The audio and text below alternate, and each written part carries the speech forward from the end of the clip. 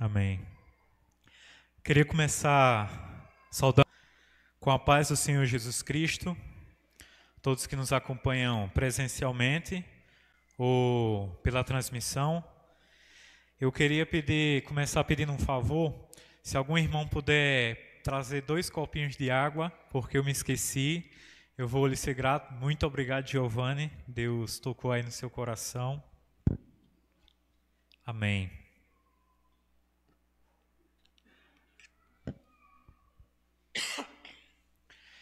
Eu não sei quem estava presente da última vez que eu preguei, e eu meio que dei uma reclamada aqui na frente de que os textos que eu estava pegando eram todos textos difíceis.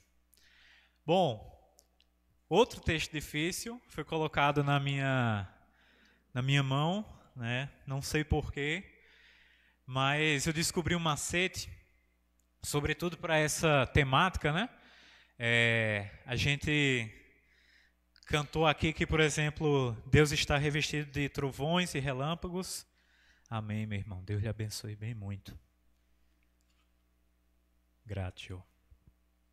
E eu não sei quantos de vocês, quando eram criança, o livro que mais chamava atenção era o livro de Apocalipse, porque eu tinha muita dúvida sobre como seria o fim do mundo. E o que é que eu precisava fazer para estar ali com Deus. E eu lia, uma parte eu achava massa, porque me lembrava alguns desenhos que eu assistia, e a outra parte de mim tremia de medo, porque eu ficava com medo de passar por tudo aquilo. Mas o macete que eu descobri é que em temáticas complexas assim, como a volta do Senhor Jesus, qualquer dúvida ou bomba que você queira me perguntar, dirija-se a Alex ou ao William, né? Não, é brincadeira, gente. É sempre uma dificuldade, às vezes, falar sobre isso, porque, por vezes, não se há um consenso. E hoje, a gente vai ver, como cristãos, qual a posição que a gente tem que ter em relação a esses ensinos. Amém? Eu queria iniciar falando sobre história. Não sei quantos de vocês, não precisa levantar a mão, já passaram para mais de 10 anos que terminaram o ensino médio, mas se você lembra das suas aulas de história, a história mundial ela é dividida em etapas ou em marcos. Para os historiadores, por exemplo, um grande marco da história do mundo foi a descoberta do fogo. Isso permitiu que, por exemplo, as pessoas pudessem se agasalhar contra o frio e se proteger, quem sabe, eventualmente, de outros animais ferozes. Ainda um pouco depois, nessa época, ou antes, eu não sou tão bom de história assim, mas teve outra descoberta extremamente importante, que foi a descoberta da roda, o que permitiu que, por exemplo, muitas locomoções se tornassem mais acessíveis, dando um pulo imenso na história mundial. A gente tem aqui Alexandre o Grande, um dos maiores impérios que já pisou aqui nessa terra. Segundo fontes do Instagram, ele era um general tão poderoso que ele nunca, por exemplo, viu uma derrota com o seu exército. Pulando um pouquinho mais à frente, a gente tem, por exemplo, o Iluminismo. Época em que, por exemplo, a ciência e as artes e o humanismo estavam muito em voga. E que desembocou na que a gente sempre estuda, Revolução Industrial, a máquina a vapor que permitiu que, por exemplo, a produção ela contasse com um maior nível de produção com um menor tempo e uma menor quantidade de pessoas. E desembocando, né, no futuro de uma perspectiva social e política, regimes políticos autoritários, sejam eles fascistas ou também no conhecido regime comunista. E o que é que todas essas questões têm de importante e o que é que tem a ver com a palavra de hoje? Essas marcações aqui são feitas porque cada uma delas permitiu que no transcurso de uma época a outra tivessem significativas mudanças. Cada uma dessas aqui permitiu que outra acontecesse. E ela é marcada sobretudo por conta do início de cada um aqui. Por exemplo, eu falei da Revolução Industrial e ela não seria possível se, por exemplo, a descoberta científica tivesse um tanto avanço na época do Iluminismo. A história é marcada, vez a vez, por grandes momentos na história, onde um acontecimento aconteceu e aquilo mudou de forma muito abrupta o resultado da história conseguinte. E pensando nesse caso, ocorreu um evento histórico, da qual a gente conhece, que marcou a história humana, entre antes e depois. E esse marco foi a vinda do reino de Deus na terra. Não à toa, hoje a gente separa a história antes e depois de Cristo. E vamos descobrir hoje o porquê. Mas antes, queria que você abrisse comigo em Lucas, capítulo 17.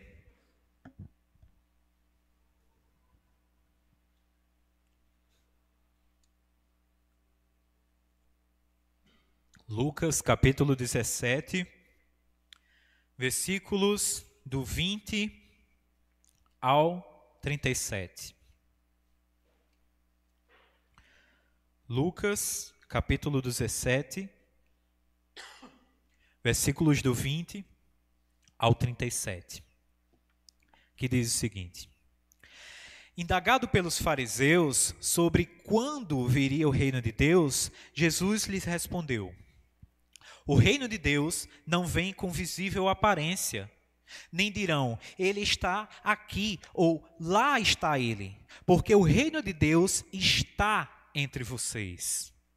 A seguir, Jesus disse aos seus discípulos: Virá o tempo em que vocês desejarão ver um dos dias do Filho do Homem, mas não verão. E dirão a vocês: ele está aqui ou lá está ele. Não saiam nem sigam essa gente. Porque assim como o relâmpago que resplandece e brilha de uma extremidade do céu até a outra, assim será no seu dia o Filho do Homem. Mas é necessário que primeiro ele padeça muitas coisas e seja rejeitado por esta geração. Assim como foi nos dias de Noé, será também nos dias do Filho do Homem. Comiam, bebiam, casavam-se e davam-se em casamento, até o dia em que Noé entrou na arca, veio o dilúvio e destruiu todos. O mesmo aconteceu nos dias de Ló. Comiam, bebiam, compravam, vendiam, plantavam e edificavam. Mas no dia em que Ló saiu de Sodoma, choveu do céu fogo e enxofre e destruiu todos. Assim será no dia em que o Filho do Homem se manifestar. Naquele dia, quem estiver no terraço e tiver os seus bens em casa, não desça para tirá-los. E de igual modo, quem estiver no campo, não volte para trás. Lembre-se da mulher de Ló. Quem tentar preservar a sua vida, a perderá. E quem a perder, esse a salvará. Digo a vocês que naquela noite, 2 pessoas estarão numa cama, uma será levada e a outra será deixada. 2 mulheres estarão juntas moendo trigo, uma será tomada e a outra será deixada. 2 estarão no campo, um será tomado e o outro será deixado. Então perguntaram a Jesus: Onde será isso, Senhor? Ele respondeu: Onde estiver o corpo, aí se ajuntarão também os abutres. Vamos orar? Senhor Deus e Pai, obrigado, Senhor, pelas Tuas Escrituras, porque é a forma, Senhor, que o Senhor também tem de falar conosco, Senhor, de falar comigo. E como somos, Senhor, necessitados da Tua misericórdia e da Sua graça, tanto para entendimento, Senhor, mas eu diria que ainda mais para a obediência, Senhor, da Tua palavra. Pela Tua misericórdia, Senhor, usa esse fraco e imundo, Senhor, que está aqui na frente, falando, Senhor, das Tuas Escrituras. Não porque eu mereço ou porque a Igreja Batista Bíblica mereça, Deus, mas porque, na verdade, nós somos necessitados, Senhor, e cremos, Senhor, que o Senhor ainda hoje fala conosco por conta da Tua graça. Assim, Senhor, eu te peço que nos ilumine, Senhor, e nos leve a praticar a Tua palavra. Assim eu te oro e te agradeço, no nome do Senhor Jesus Cristo. Amém. Meus irmãos, não sei quantos de vocês conseguem lembrar a respeito das últimas pregações que a gente tem visto aqui, mas Jesus ele tem sido enfático em falar algumas mensagens para um grupo específico. Esse grupo específico, no caso, é o dos fariseus. E no versículo 20 e 21, a gente vê que esse é o mesmo grupo que Jesus ele pretende atingir, pelo menos inicialmente, porque ele diz assim: indagado pelos fariseus sobre quando viria o reino de Deus. E aí Jesus responde. Naquela época, tanto os judeus como os fariseus, como outros rabinos importantes, tinham algumas perspectivas a respeito de como aconteceria a vinda do reino de Deus. Porque, na verdade, eles tinham a expectativa de que o reino de Deus ele viria, sim. E como ela deveria acontecer? Primeiramente, a ideia do reino de Deus vir era uma ideia de, como é que eu posso dizer, do Antigo Testamento, em que Deus, por muitas vezes, por exemplo, nos Salmos, ou até mesmo quando Deus se revela lá no monte, ela vem de uma forma majestosa, ela vem de uma forma gloriosa, muitas vezes, literalmente como se fosse um grande rei chegando até um determinado local. Então, a perspectiva era que fosse uma vinda triunfalista, de triunfo, glória e majestade. Além disso, esses mesmos fariseus e judeus tinham uma perspectiva de que quando o reino de Deus viesse aqui à terra, ele separaria os justos dos injustos, o que é uma perspectiva correta. No entanto, segundo o comentarista Edwards, isso levava a crer que o judeu ele tinha uma capa de justiça da qual ele vestia, no qual, por exemplo, ele se via obrigado a obedecer a Torá, que no caso eram os mandamentos de Deus. E ele fazia com que ele olhasse para outras pessoas que não eram judeu e pensasse: esse aí vai ser punido quando Deus voltar. Não à toa, e aí eu não vou entrar muito nisso, vocês vão perceber que no próximo capítulo é uma temática que Jesus vai tratar muito claramente das pessoas que se acham, no caso, justas, e daquelas que não se acham. Mas eu não vou dar muito spoiler, porque senão o Gustavo vai me pegar. Uma outra perspectiva do reino de Deus, naquela época, é que talvez o reino de Deus ele pudesse vir de uma forma física, como se fosse o próprio céu ou uma partezinha do céu que descesse. E todo mundo ia poder dizer: onde é que está o reino de Deus? Está ali. Era algo visível, algo físico, um local que você poderia se achegar. E, além disso, segundo o comentarista Edwards, desde o escrito de Daniel, capítulo 12, algumas pessoas, alguns rabinos tentaram, por exemplo, calcular em que época, mais ou menos, o reino de Deus deveria vir à terra. Nos escritos de Macabeus e outros livros apócrifos, que não são considerados realmente de escrita, inspirados por Deus na Bíblia, desde aquela época existia uma ânsia em tentar prescrever mais ou menos quando é que o reino de Deus viria salvar ali os judeus. E qual é a resposta de Jesus frente a isso? Ele quebra completamente com a perspectiva do reino de Deus daqueles judeus. Por quê? Vamos olhar aí a resposta de Jesus. Versículo 20, pegando do B e o 21. Jesus diz: o reino de Deus não vem com visível aparência, nem dirão, ele está aqui ou lá está ele, porque o reino de Deus está entre vocês. Primeiro, Jesus diz que o reino ele não pode ser visível. Então ele quebra completamente com a perspectiva do judeu que imaginava que aquela perspectiva triunfalista de que seria muito vistoso, ela na verdade não será assim. Além disso, Jesus fala o seguinte, que ela não pode ser uma localização fixa e específica, porque ele fala aqui, vocês não vão poder dizer que ele está aqui ou lá está ele. Não vai ser algo que vocês vão conseguir dizer onde o espaço físico do reino de Deus ele vai se localizar. E por quê? Jesus responde: porque o reino de Deus está entre vocês. A resposta de Jesus não é que o reino de Deus virá ainda, mas de que ele já está sobre vocês. E, segundo o comentarista, essa palavrazinha que Jesus usa para estar era uma palavra que geralmente era utilizada para a presença de Deus no Antigo Testamento, onde Deus ele se reunia com o seu próprio povo. Essa é a última das grandes contradições que, no caso, a perspectiva de Jesus tinha em relação à perspectiva dos fariseus. Porque, na verdade, o reino de Deus já estava entre eles e, na verdade, estava sendo revelado àqueles que eram seus. Mas quais seus, especificadamente? Porque, mais para frente, a gente vai ver, na verdade, em João, capítulo 1, versículo 11 e 12.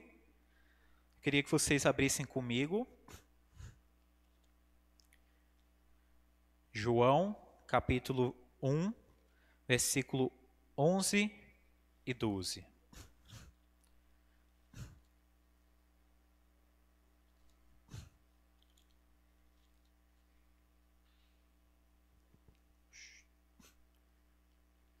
Eita, estou apanhando aqui. Espera aí, viu, gente? Diz o seguinte: veio para o que era seu e os seus não receberam. Mas a todos quantos o receberam, deu-lhes o poder de serem feitos filhos de Deus, a saber, aos que creem no seu nome. O reino de Deus estava sendo revelado, não somente agora aos próprios judeus, mas a todo aquele que cresce e se entregasse a Jesus Cristo. O reino de Deus estava sendo manifesto. E por que Jesus diz, está entre vós? Acredito que a maioria de vocês sabem, mas as Escrituras, elas têm um plano em específico da própria revelação do nosso Senhor.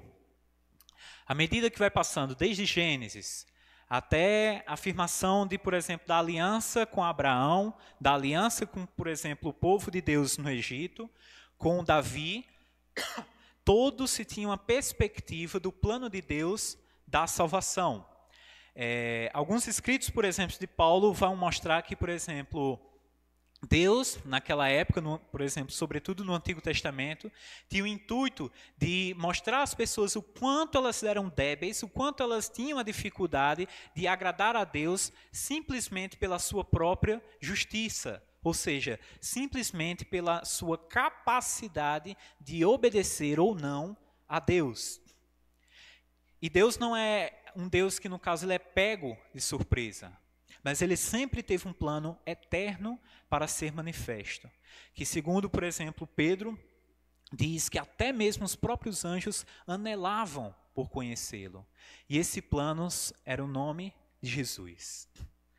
Ele é o reino de Deus que veio aqui, manifestou justiça, graça e misericórdia da parte de Deus. E é curioso porque Jesus fala que esse reino ele está entre vocês, mas sobre quem ele realmente se manifesta. Se você pular um pouquinho para o capítulo 18, versículo 15, Jesus vai falar para quem é manifesto o reino de Deus. Veja aí. Traziam também as crianças a Jesus para que ele as abençoasse, mas os discípulos, ao verem isso, os repreendiam. Jesus, porém, chamando as crianças para junto de si, disse: deixem que os pequeninos venham a mim e não os impeçam, porque dos tais é o reino de Deus. Além disso, acredito que vocês vão recordar que, por exemplo, quando Jesus está ali no monte, e ele começa a falar aquele sermão, ele começa logo dizendo que quem são os pertencentes do reino de Deus. Em Mateus 5. Pobres de espírito e aqueles que choram, aqueles que são perseguidos também. Não à toa, por exemplo, alguns capítulos atrás, como a gente viu com William, quem era o homem que ia para o reino de Deus quando morria? Lázaro, e não o rico. Veja que quando Jesus ele fala que o reino de Deus está entre vós, é um reino do Deus magnífico sendo manifestado ao mais simples, a uma criança. Misericórdia e de acolhimento para com o fraco. E aqui eu queria chamar a atenção justamente sobre uma primeira aplicação que a gente pode ter aqui. O reino de Deus, ele manifestou-se com graça e misericórdia. Na verdade, João, capítulo 1, versículo 16 e 17, o próprio João é como se ele estivesse dizendo, não, ninguém viu a Deus, ninguém pôde ver a Deus. O Filho unigênito, quando ele veio, ele manifestou o nosso Deus. E ele manifestou cheio de graça e de verdade. Essa é uma experiência de quem viu o reino de Deus. O reino de Deus, ele veio em carne e se fez como um de nós. Ele marcou literalmente a história entre o passado e o futuro da sua vinda, em torno de 2000 anos atrás. E ele é tão importante agora como ele foi naquela época. Isso significa para você que ainda não pertence ao reino de Deus, que ele é estendido a você também. Se ele é estendido a pessoas fracas, como Gustavo vai explicar um pouquinho mais, o que é que você está esperando? A menos que você, como um judeu, creia que você é bom demais para já estar dentro desse reino. Bom, continuando. Quando Jesus termina de dar essa resposta aos fariseus, o texto diz, no versículo 22, que ele aproveita esse momento e ele se volta aos seus próprios discípulos para ensinar algo ainda mais grandioso. Ele fala, vamos ler só do versículo 22 ao 25. A seguir, Jesus disse aos seus discípulos, virá o tempo em que vocês desejarão ver um dos filhos do dia do homem, mas não verão, e dirão a vocês, ele está aqui, ou lá está ele. Não saiam, nem sigam essa gente. Porque assim como o relâmpago que resplandece e brilha de uma extremidade do céu até a outra, assim será no seu dia o Filho do Homem. Mas é necessário que primeiro ele padeça muitas coisas e seja rejeitado por esta geração. Jesus fala que, e aí o comentarista ele é muito perspicaz em perceber, que haveria um determinado momento em que os próprios discípulos de Jesus, eles desejariam que Jesus estivesse ali com ele, realizando milagres, trazendo talvez uma palavra de consolo, explicando talvez melhor uma situação, mas eles não mais teriam Jesus ali. Aqui, na verdade, é uma demonstração daquilo que haveria de acontecer, de que Jesus, após a sua morte, ele seria levado aos céus e não ficaria mais com seus discípulos. E é interessante como Jesus conhece o coração dos seus discípulos.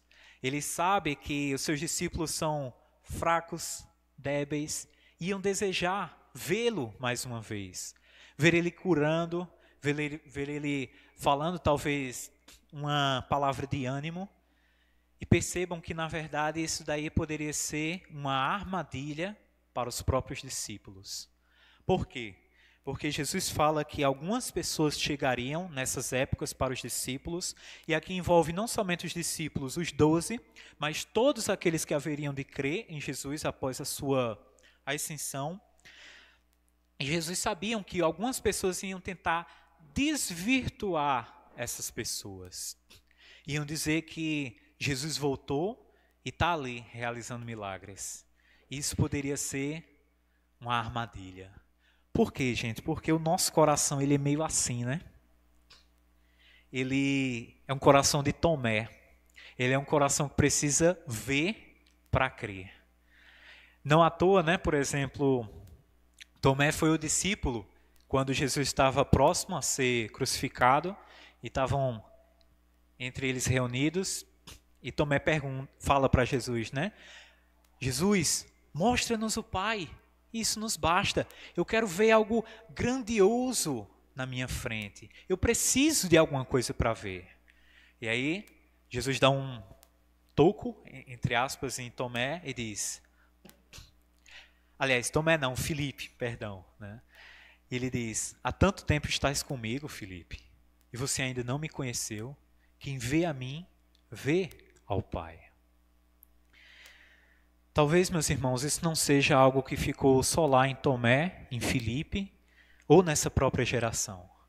Muitos de nós, e por vezes eu mesmo, me pego falando, ai, como eu queria estar lá na época de Jesus, vendo ele fazer os milagres. E vejo, minha gente, que isso muitas vezes limita a nossa fé àquilo que a gente pode ver, contemplar e experimentar. E veja que isso é algo muito perigoso, porque talvez leve você a, se você está experimentando alguma coisa ruim de Deus, ou você, por exemplo, não está sentindo tanta alegria em Deus, alguma coisa necessariamente pode estar errado.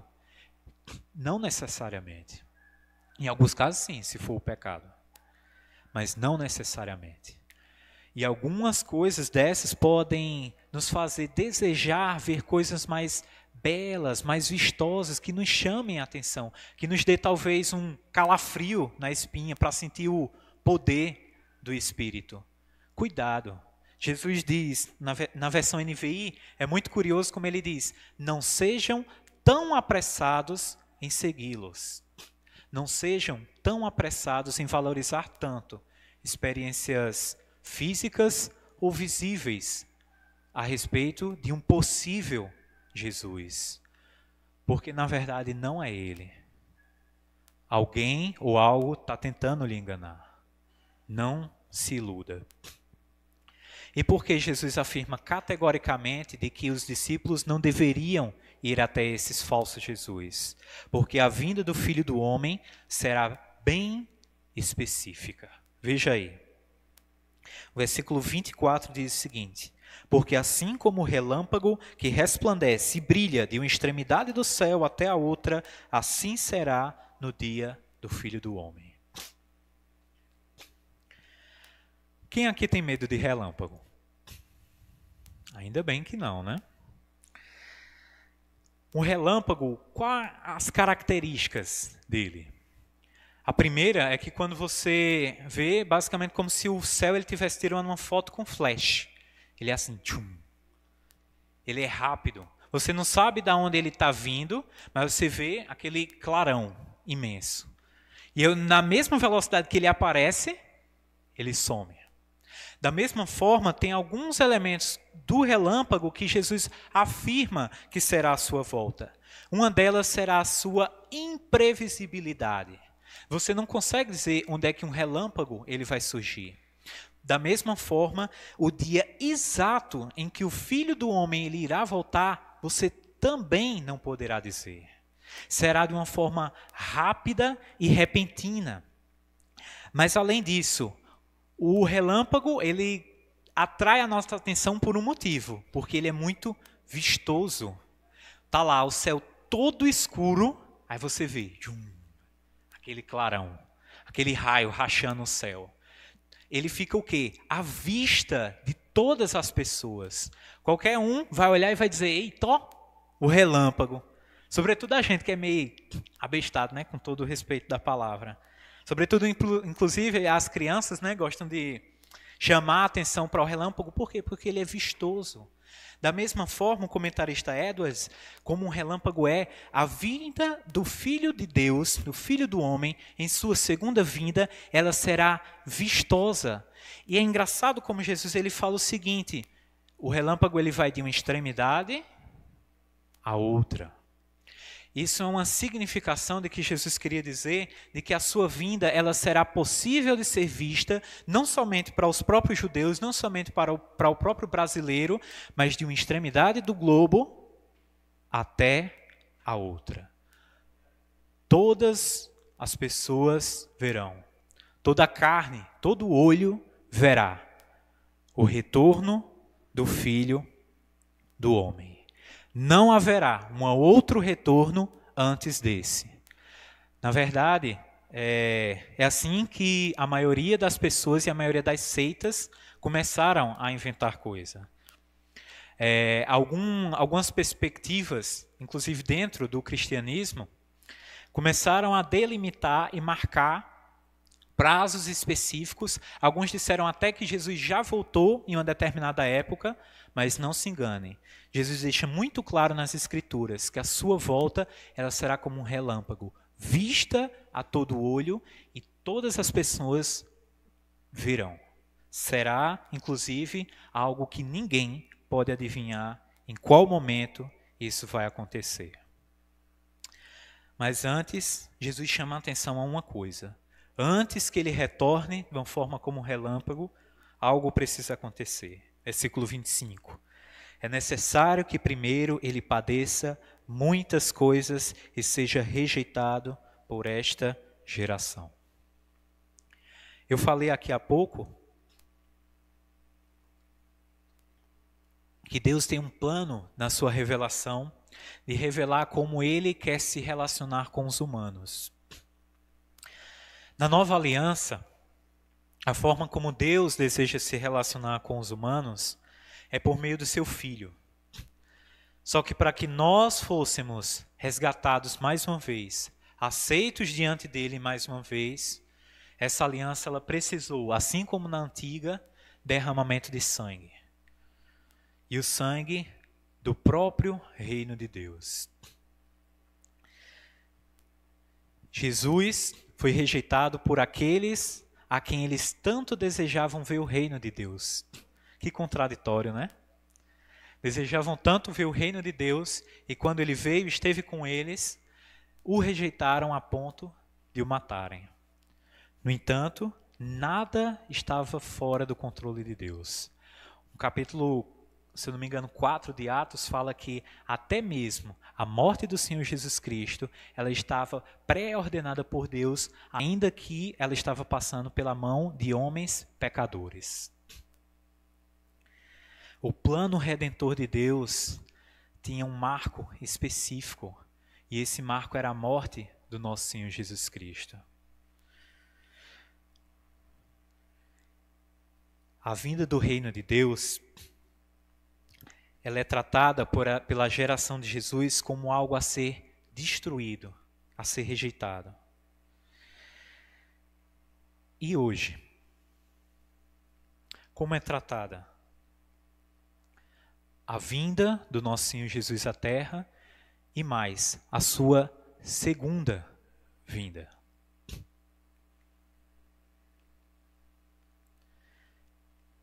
E em específico, para mim e para você, o que lhe causa saber que Deus, em sua grande graça, determinou um dia que o seu próprio Filho morreria pelos nossos pecados, para trazer uma nova aliança, para que você faça parte do reino dele.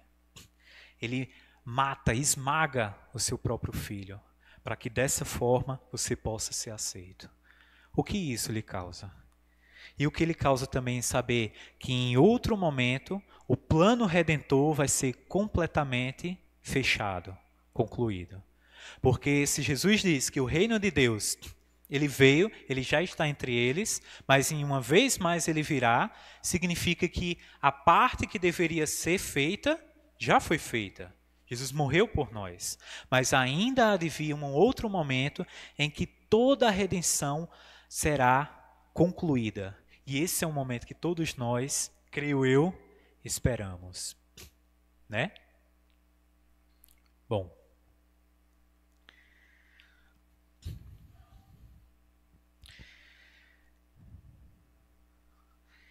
O que Jesus recomenda, então, do que nós devemos fazer entre essa redenção parte feita e que precisa da sua conclusão em um determinado momento, quando ele retornar como um relâmpago. O que fazer entre o já presente reino de Deus e o ainda não reino de Deus? Ele responde aqui, versículos do 26 ao 29. que diz o seguinte: assim como foi nos dias de Noé, será também nos dias do Filho do Homem. Comiam, bebiam, casavam, davam-se em casamento, até o dia em que Noé entrou na arca, veio o dilúvio e destruiu todos. O mesmo aconteceu nos dias de Ló. Comiam, bebiam, compravam, vendiam, plantavam e edificavam. Vocês conseguem recordar como era o pessoal descrito lá na época de Noé e de Ló? Quais eram as características deles?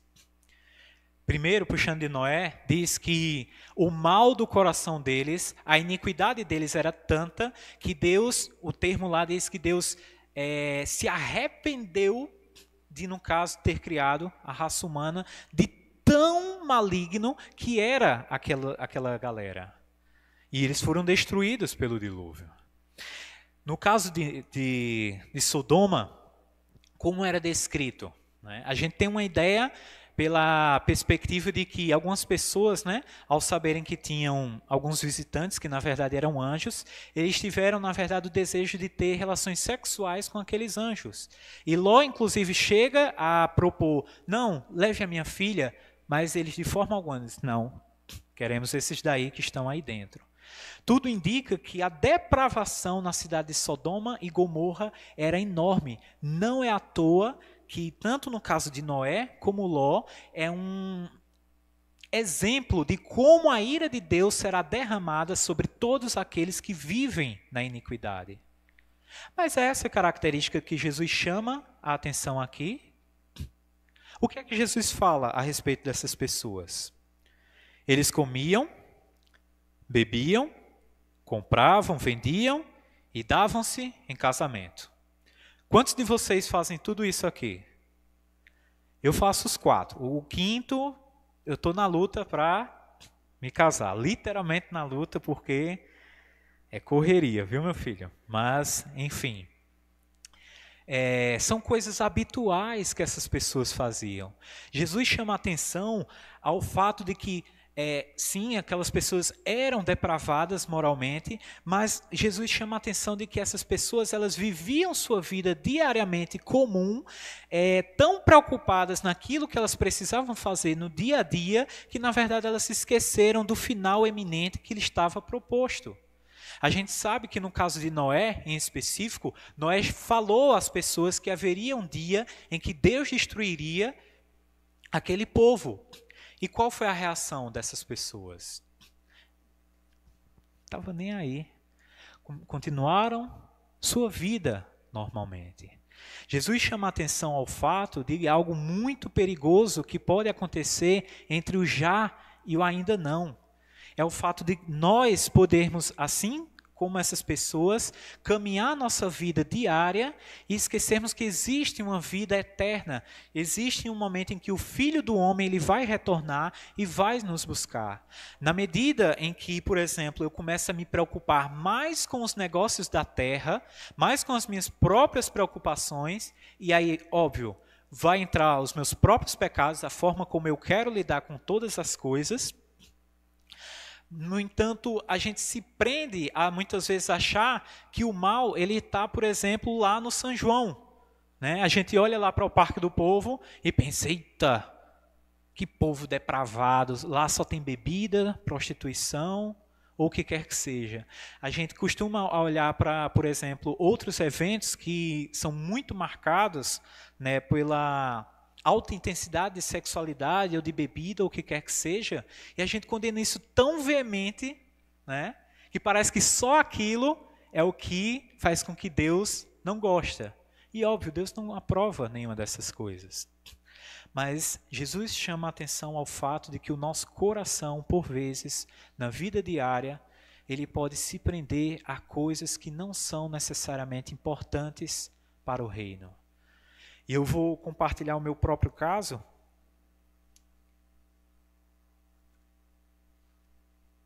Para quem não sabe, eu sou estudante de economia e o sonho de todo economista que se preze é ver o quê? As populações alimentadas, né? Pessoas com emprego, a economia indo bem, as pessoas tendo acesso a bens e serviços necessários à sua vida. E eu confesso que muitas vezes eu me prendo tanto a essas questões que às vezes eu esqueço daquilo do que eu sou chamado. Isso pode acontecer com você, na sua preocupação familiar, em botar talvez o prato na mesa dos seus filhos, da sua esposa. E veja, gente, isso não é algo ruim. Desejar que as pessoas, por exemplo, tenham o que comer não é algo ruim. Mas é sempre aquela coisa de onde está o nosso coração. Porque entre o já e o ainda não, muitas vezes o nosso coração pode ser levado a esquecer que o Filho do Homem, ele vai retornar.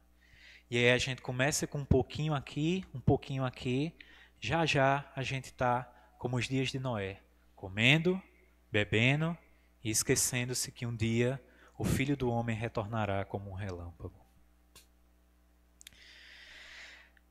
A exortação, na maioria das vezes escatológicas de Jesus, escatologia, para quem não sabe, são o conjunto de ensinamentos a respeito do fim de todas as coisas.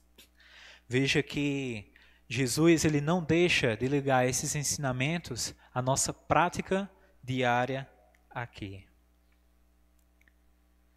Bom, Jesus continua aí, versículo 30 a 33. Assim será no dia em que o Filho do Homem se manifestar.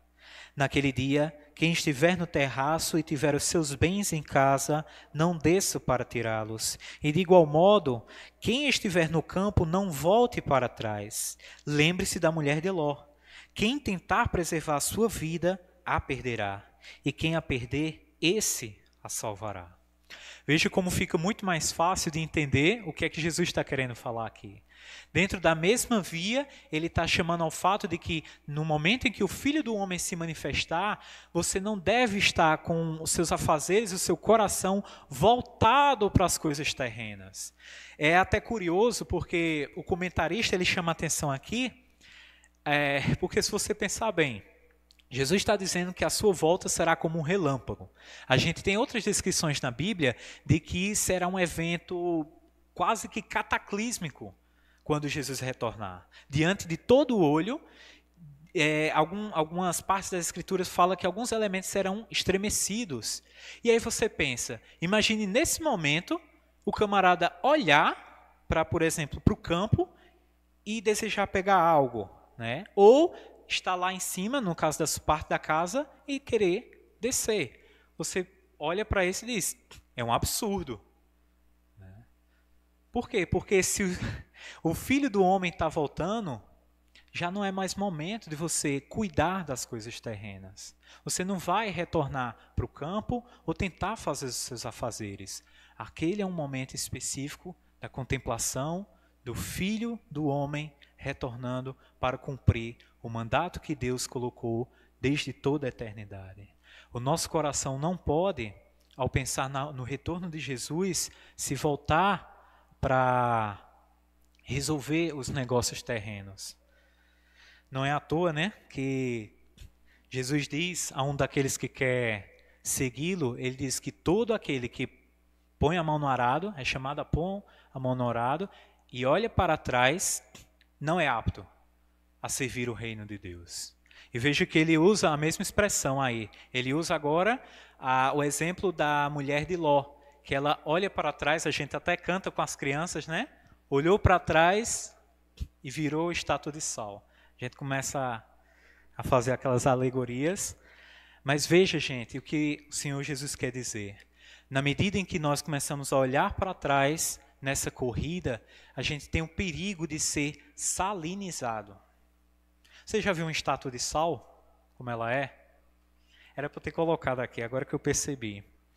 Mas imagine que você está numa grande corrida e uma parte do seu pé, por exemplo, se torna pedra ou sal. Você não vai conseguir correr mais. Da mesma forma, é quando você começa a se preocupar tanto com as coisas dessa vida. Na verdade, eu queria abrir com vocês, que tem uma expressão muito curiosa, lá em Hebreus, capítulo 12, versículo do 1 ao 3, que ela descreve muito bem essa perspectiva. Hebreus, capítulo 12. Na verdade, vou pedir só para a gente ler o versículo primeiro mesmo, porque é nela que se concentra. Que diz o seguinte: Hebreus 12, 1. Portanto, também nós, visto que temos a rodear-nos tão grande nuvem de testemunhas, livremo-nos de todo o peso e do pecado que tão firmemente se apega a nós e corramos com perseverança a carreira que nos está proposta. Meus irmãos, os pecados e os desejos do nosso coração, quando não tratados, eles se tornam esses pesos, eles se tornam uma formação quase de pedra, de sal na nossa corrida até a eternidade. E a ordem claramente aqui de Jesus é que nós possamos tirá-las. Se você olha para trás, retorne, olhe fixamente para frente. Olhe para onde Deus está lhe chamando.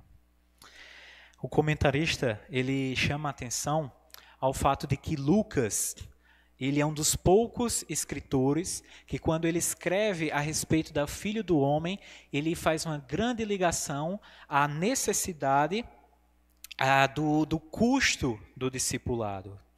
Veja que Lucas, ele é muito enfático, ele coloca esse versículo 33 aí, ó, que diz muito claramente o que ele quer chamar a atenção.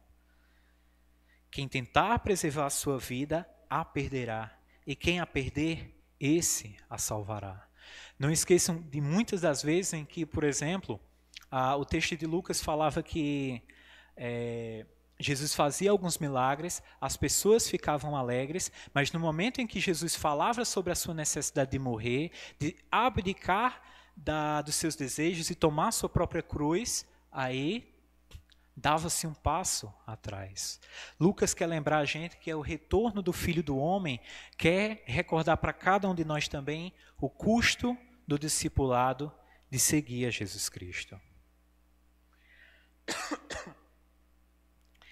E pegando aqui uma lembrança, talvez trazendo para cada um de nós, o meu irmão Will, que eu acredito que a maioria de vocês conheceu, ele tinha uma historinha dizendo que o maior desejo do diabo não era que cada um de nós, por exemplo, sofresse enfermidade, passasse por necessidade física ou alimentícia, ou passasse, por exemplo, por dificuldades de doenças com os seus familiares, ou o que quer que seja.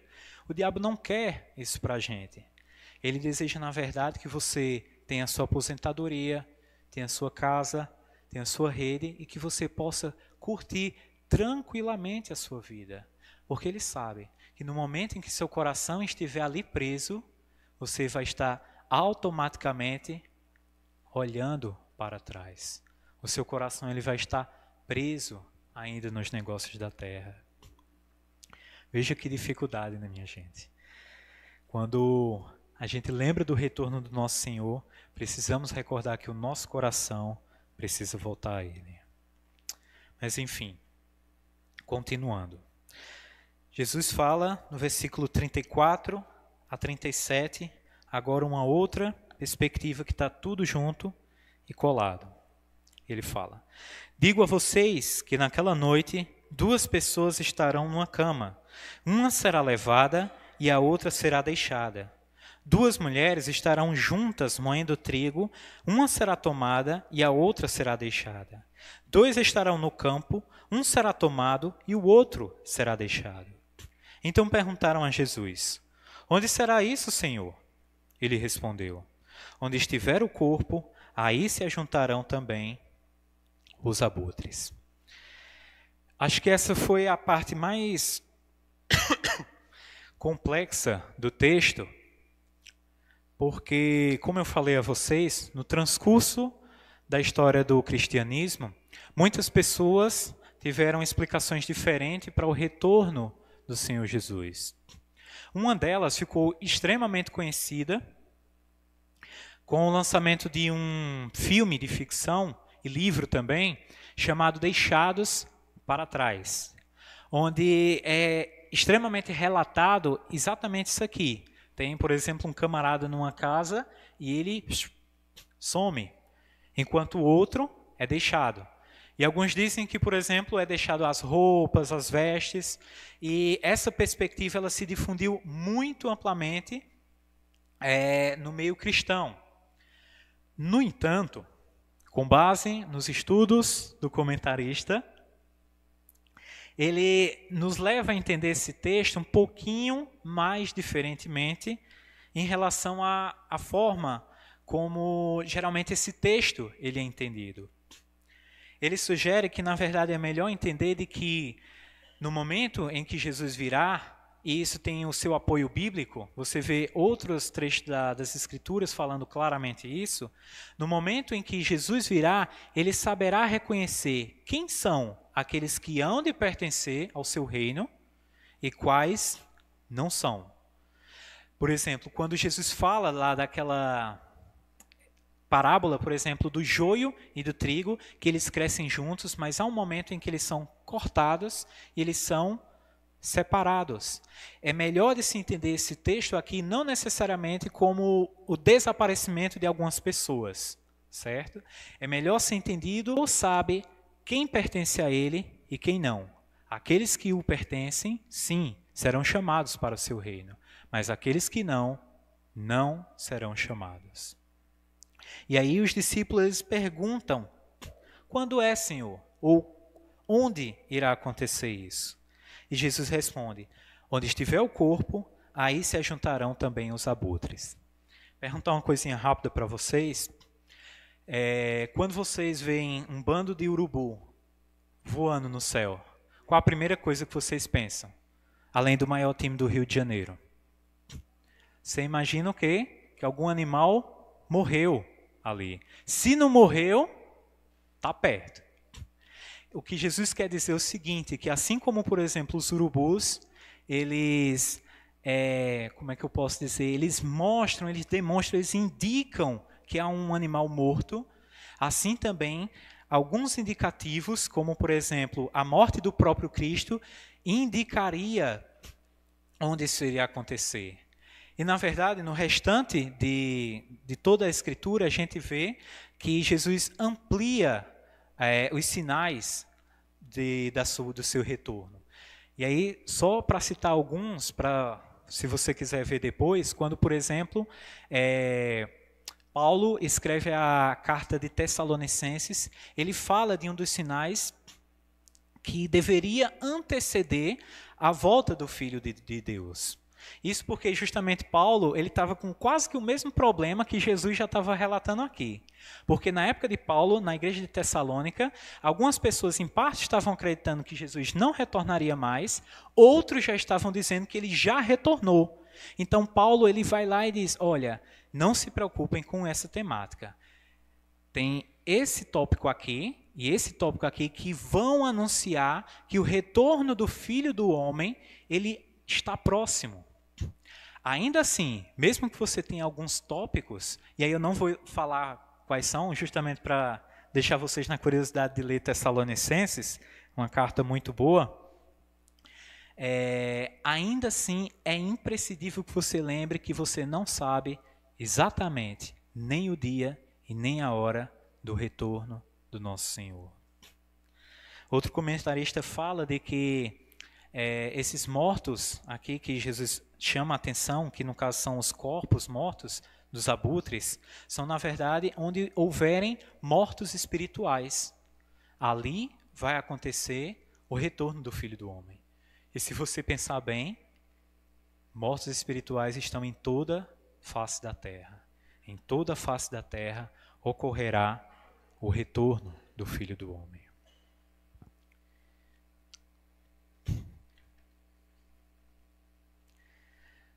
Recapitulando, para a gente encerrar, a inclusão do ensino da volta do Senhor Jesus Cristo, presente já agora, porque como o próprio Jesus disse, ela já está no meio de vós, ela precisa recordar de que o reino ele já veio, cumpriu sua primeira etapa e agora ela nos traz a responsabilidade. E essa responsabilidade é o custo do nosso seguir ao Senhor Jesus Cristo. Esse ensino da volta do Senhor Jesus Cristo, ele, por exemplo, ele não é a parte do cristão, mas ele é em comunidade. Se Jesus ele fala que ele está entre o nosso meio, é porque nesse momento ele também está em nosso meio, porque ele enviou o Consolador para nos guiar. E por fim, as boas promessas da boa-vinda nesse plano, por exemplo, promessas de enriquecimento, de que você não vai passar por dificuldades, elas parecem ir contrárias àquilo que Jesus disse. Porque se você almeja ter privilégios, delícias nessa vida, lembre-se, as pessoas da época de Noé e de Ló estavam desejando a mesma coisa e praticando a mesma coisa. Do contrário, a minha e essa atitude, até que Jesus retorne, deve ser o contrário, deve ser de vigilância. E como fazer isso? Queria dar uma dicasinha, que Lucas parece que ele é muito sabido, ele gosta de deixar rastros. Eu quero que vocês olhem apenas o título do capítulo 18. Aí está escrito o quê? Talvez para alguns vai dizer a parábola do juiz iníquo, mas para alguns vai dizer a necessidade da perseverança na oração.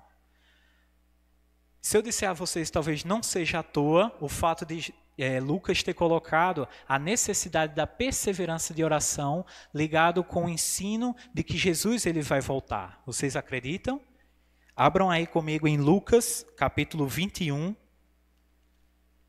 do 34 ao 36. Lucas 21, do 34 ao 36. Só para explicar, o capítulo 21 é quando Jesus ele vai falar novamente sobre o seu retorno, só que ele começa a falar de forma mais detalhada. Mas veja a forma como Jesus termina o seu ensinamento. 34. Tenham cuidado para não acontecer que o coração de vocês fique sobrecarregado com as consequências da orgia, da embriaguez e das preocupações deste mundo, e para que aquele dia não venha sobre vocês repentinamente, como uma armadilha, pois sobrevirá a todos os que vivem sobre a face de toda a terra. 36. Portanto, vigiem o tempo todo, orando, para que vocês possam escapar de todas essas coisas que têm de acontecer e para que possam estar em pé na presença do Filho do Homem.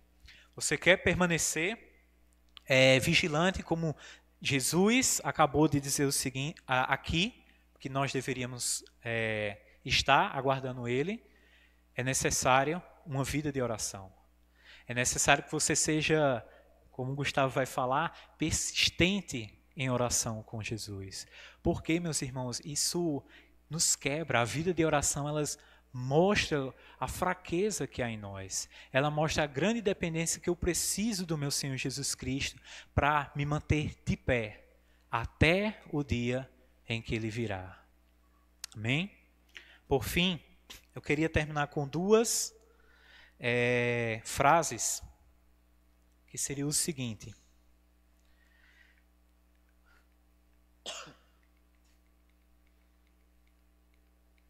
É uma frase do próprio comentarista que diz o seguinte: quem reconhece a face do crucificado, reconhecerá a mesma face no Filho do Homem reinante, e quem confia na vitória derradeira do Filho do Homem, receberá poder por meio do Espírito Santo para seguir Jesus na estrada para Jerusalém.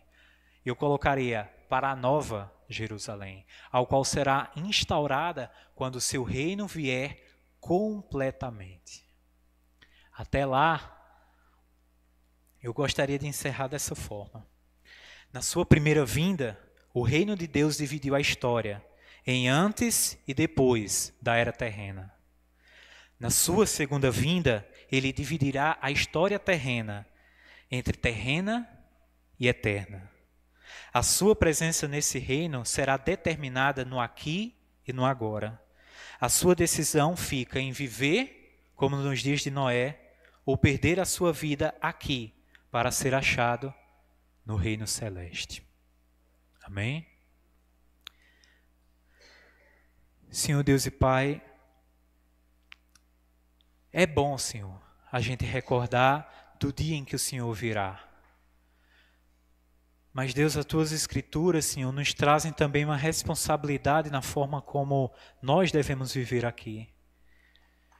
E, sendo muito sincero, Senhor, quão diferente e quão divergente eu tenho vivido da forma como o Senhor deseja que eu viva. Muitas vezes o meu coração, Senhor, e talvez o coração de alguns aqui presentes estejam tão sobrecarregado sobre coisas desse mundo, coisas que às vezes são extremamente perniciosas, mas coisas que às vezes, Senhor, são tão bobas que parecem não percebermos, Senhor, que estão nos distraindo do foco correto, Senhor. Pela Tua misericórdia, Senhor, nos ajuda. Vimos aqui, Senhor, que nós temos que perseverar também em oração a Ti. Nos ajuda, Senhor, a desenvolver essa vida de oração para que nós possamos ser também, Senhor, vigilantes diante da Tua presença. Ó, Senhor, e nos recorda, Senhor, que essa vida não é aqui e agora, ela é perene, que um dia, Senhor, o Senhor retornará. Nos recorda, Senhor, mesmo que seja no sofrimento, que a gente lembre, Senhor, que essa vida não é tão boa quanto a gente imagina, mas o Teu reino vem, Deus, vem com glória e majestade, Senhor, vem com graça e misericórdia. E se Deus, se podemos participar dele, Senhor, é porque em um momento o Senhor veio, morreu em nosso lugar e nos comprou, nos transportou do reino das trevas para o reino, Senhor, do Filho do Teu amor. Nos conserva, Senhor, em segurança até esse dia. Essa é a minha oração com essa congregação, Senhor, que se reúne diante de Ti. Assim eu te peço e te agradeço, Senhor, no nome do Senhor Jesus Cristo. Amém.